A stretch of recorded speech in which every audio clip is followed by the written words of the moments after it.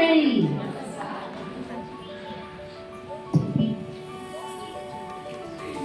बाई तुमचा आवाज नाही येऊन राहिला का? उन्हाळ्याने नाही केली वाटतं. सकाळी सकाळी येऊ दे की जरा. राम राम मंडळी.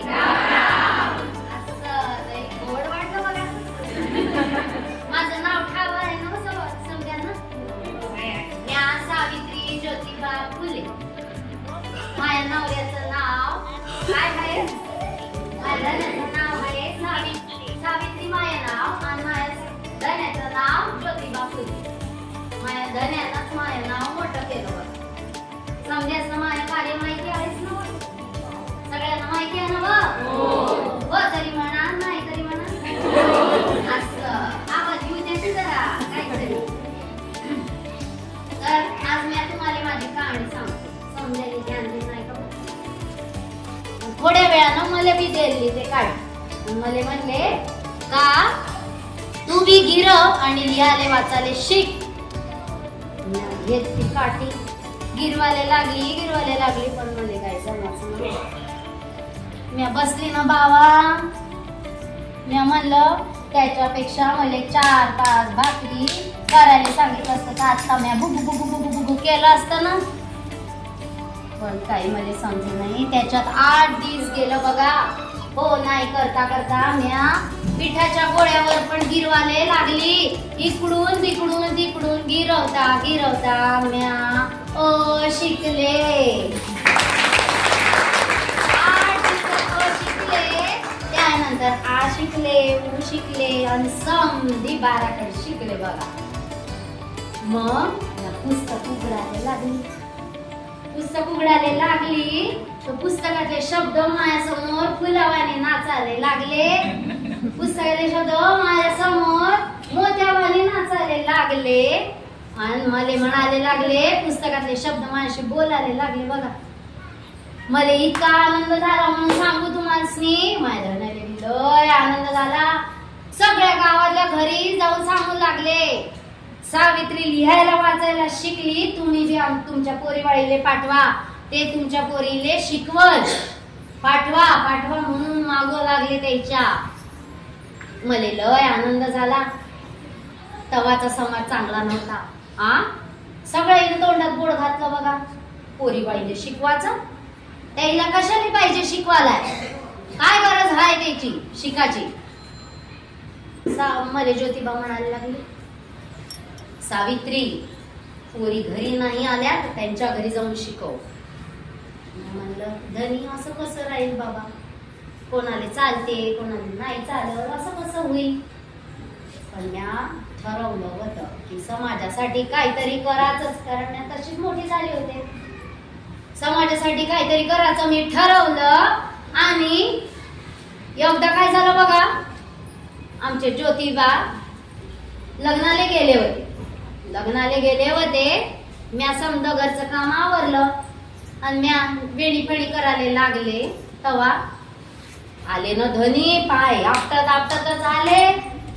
त्याच्या बोलण्यातून आग होत होती. त्याच्या पायातून आग निघत होती बघा. त्याचा आवाज वाढला होता. ते मला म्हणाले सावित्री आज माझा अपमान झालेला आहे. मला सगळे म्हणले तू 4 बुक शिकला म्हणून ब्राह्मण होत नाहीस. ब्राह्मणांचा दर्जा ब्राह्मणांच्या बरोबरीने तू चालू नकोस. काय समजतात आहे ब्राह्मण स्वतःला? माझा अपमान करतात. धनी लयच पेटले होते. धनी म्हणले आता काही झालं तरी मुलींसाठी शाळा ही काढायचीच. आणि त्याईनं रागात पेटून पुण्यात भिडेवाड्यात पहिली मुलींची शाळा सुरू केली. शाळा सुरू झाली आणि मला सांगतात काय धनी एक पोरगी आली तरी चालन पण सावित्री तिले शिकवायचंच आहे. पहिल्याच दिवशी बघा 5 मुली आल्या. लय बेस्ट झालं. 5 मुली आल्या आणि म्या घेतला ना श्री गणेशा करायला. जशी म्या मांग वळली लिहाले जशी म्या वळली तसं एक पोरगी बुसू मांग पळाली बघा. जसं बचत गटाच्या मीटिंग मध्ये पळते तसं बी वर्गातले पळाले लागले बघा. पळून बघतो तर काय योग भी पोरगा नाही. म्या वडू त्याइले आणून वर्गात बसवायला लागली आणि त्याइले शिकवायला लागली. त्याइले बी मजा वाटली. असं करत करत बघा माझ्या 5च्या 10 पोरी झाल्या. मला बी आनंद वाटला. पण तवाचा समाज नव्हता व चांगला. एका माणसानं लावली ना माझ्या सासऱ्याकडे आग. गेला ना तो आणि म्हणतो कसा, सासरे संतापले. सासरे तसे संतापायलाच असतात. काय लावली ना आग त्यानं. अहो गोविंदराव, तुमच्या मुलीनी आणि मुलांनी आणि सुनेनी उच्छाद मांडलाय हो. धर्म बुडवायला निघालेत ते. मुलींना शिकवायचं म्हणतात. काय गरज आहे हो? आजकाल मुलींना शिकवण्याची काही गरज आहे का?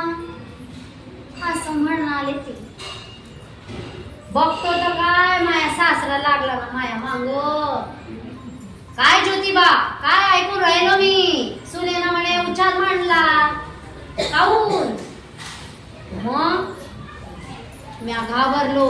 म्या म्हणलं धनी आता कसं होणार, आपलं कसं होणार? माया धनी माळ्या मांग पाठीशी उभं होत.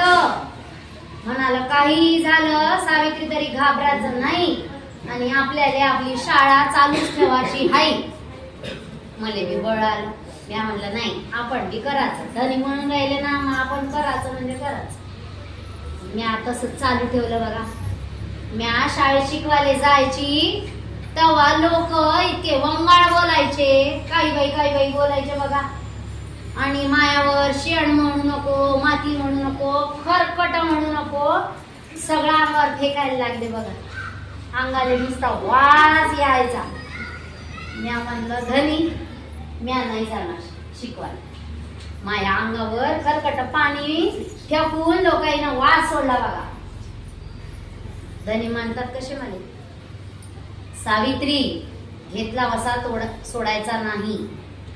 जो वसा पुढे नेतो तोच इतिहास रचतो.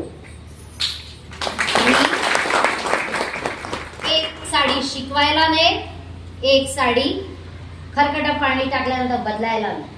या शब्दात त्यानं मला सांगितलं. म्या तवापासून तसंच करायला लागली बघा. एक साडी म्या सोबत घेतली, वर्गात जाऊन बदलून पोरायला शिकवलं. जशी म्या जायची तशीच म्या शिकवून वापस यायची. असंच दिस जात होत. एक धटिंगण आला ना माया समोर. गोरा गोमटा उभा घाऱ्या डोळ्याचा माया समोर आला. म्हणतो कसा, हे सावित्री, तू हे खूळबंड नाही केलंस तर मी तुझ्या अब्रूची वाट लावेल. म्या खालून मान वर केली आणि त्याकडे बघितलं बघ. नुसतं बघितलंच नाही तर माया अंगातून संताप आला बघा. म्या काय करावं? म्या त्याच्या थोबाडात लावली बघा. इकडून तिकडून लावली. साऱ्या रस्त्यातले लोक माझ्याकडे टुकू बघायला लागले. सगळे म्हणायला लागले, बापा ही बाई आहे का भिताड? भरल्या रस्त्यामध्ये माणसाचा थोबाड पडतोय. तेव्हापासून बघा सगळं कसं बेस्ट झालं. सगळ्या समोर मी वाघीण झाली आणि सगळे माणसं मला घाबरायला लागले. मी वाघिणी सारखी आणि मायाकडे सगळे माणसं वाकू बघू लागले. कोणी बी मला तेव्हापासून विचारलं नाही, काऊन पोरीसनी शिकवते तू? आणि म्या माझं काम चालू ठेवलं. असं करत लोकांना ते बघवत नव्हतं. पण लोकांना काय करावं, कशी शाळा बंद पाडायची याच्यासाठी लोक सारखे कामाला लागले होते बघा. तेव्हा एक दिवस काय झालं, आमच्या पूर्ण फुले कुटुंबावर बघा धन्यावर मायावर लोकांना वाईट टाकलं. आम्हाला आमच्या विषयी काही बाई पसरवलं आणि आम्हाला वाईट टाकलं. कुठं बी आम्हाला जायची मुभा नव्हती. आम्हाला आमचं शाळा घर एवढंच अस्तित्व राहिलं होतं बघा. तेव्हा काय झालं माहिती, लोकाईले आणि आमच्यासारख्या आमच्या सोबत येणाऱ्या लोकाईले बी कुठं बी जायची मुभा नव्हती. त्याईले पाणी सुद्धा प्यायला मिळत नव्हतं. जे बुक शिकलेले होते, बुकात काय येतं हे माहिती होतं, त्या लोकांना आम्हाला क्षुद्र समजलं आणि आम्हाला पाण्यासाठी बी मारामार होऊ लागली. लोक मरू लागले. कशातच लेफ्टची साथ होती बघा तेव्हा. धडधाकट माणसं मरू लागली होती. नुसती बगलेत गाठ यायची, सन सन ताप यायचा आणि लोक औषधाविना मरू लागली बघा. लोकायले पाण्याचा बी धर्म राहिला नव्हता. तेव्हा माझ्या धन्यानं मला सांगितलं, सावित्री, कोणालाही पाण्यासाठी नाही म्हणायचं नाही. ज्याला पाणी बाहेर मिळणार नाही त्याच्यासाठी आपलं गोदाम उघडं आहे, धान्यासाठी गोदाम उघडं आहे, आपलं घर त्याच्यासाठी उघडं आहे. कोणालाही नाही म्हणायचं नाही. ज्याला जो नाही म्हणेल त्याच्यासाठी त्याला माझ्याकडे बोलवायचं. मी आम्ही तसंच केलं. लोक मायासाठी चारी दरवाजे उघडे ठेवून माझ्याकडे येऊ लागले. मला म्हणू लागले, बाई तुम्ही आहात म्हणून आम्ही आहो, आम्ही आहात, आमचं अस्तित्व तुमच्यामुळं आहो, आज आम्हाला प्याले पाणी तुमच्यामुळे मिळून राहिलं. अशाईनं आम्ही दोघं धन्यानं म्या वसा घेतला होता की समाज परिवर्तन करायचं, कुठलं बी कामासाठी लोकाईले अडवायचं नाही. अशातच प्लेगची साथ होती. तेव्हा लोक आमच्याकडे औषधोपचार करायला यायचे. आम्ही दोघं धनी आणि म्या आमच्या मांडीवर घेऊ घेऊ लोकाईले बरं करायला लागलो, औषधोपचार करायला लागलो. मला बी कधीतरी वाटायचं माझ्या धन्याने असं झालं तर बापा काय होय, माझं काय होईल. पण म्या त्याची पर्वा नाही केली आणि मला बोलायचा अशी एकच गाठ पडली बघा.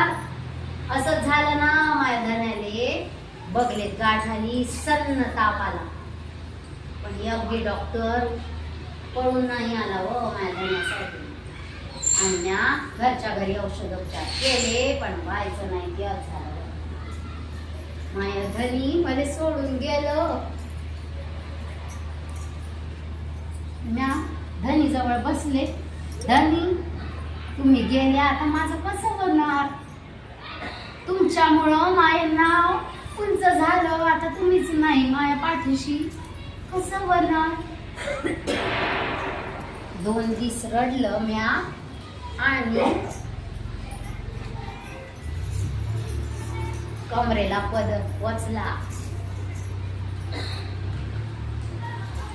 कमरेला पदर वचला आणि म्या ठामपणे पोरीबाळीच्या पाठीशी उभी राहिली आणि म्या निर्धार केला की आपल्यासारखे जे लोक हाई त्याईसनी आपला आधार द्यायलाच पाहिजे, पोरीबाळीसनी शिकवलंच पाहिजे. आणि या माझ्या नवऱ्याचं नाव त्याच्या मागं बी त्याचं काम पूर्ण करून माझा वसा मी घेतलेला पूर्ण केला आणि आज पोरीबाळीले शिक्षण म्या चालू ठेवून दिलं. अशी म्या क्रांती ज्योती सावित्री